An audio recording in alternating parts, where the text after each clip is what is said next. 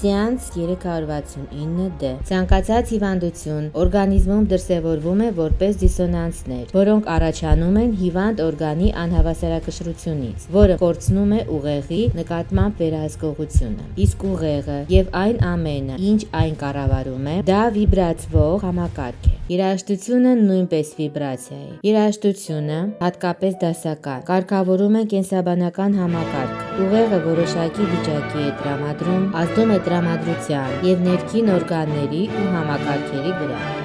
Բարձր հաճախականության դասական երաժշտություն լսելիս ակտիվանում են ուղեղի բազմաթիվ հատվածներ, ամրապնդելով ուղեղի տարբեր բաժինների միջև կապերը։ Սեանսի երաժշտությունը, անցնելով սվետլ գեներատորի միջով, ուժեղացնում է ամբողջ սեանսի ազդեցությունը ուղեղի վրա, թույլ տալով ընտրել անհրաժեշտ ռեզոնանսային բաղադրիչները մարմնի որոշակի խանգարված մասերի համար։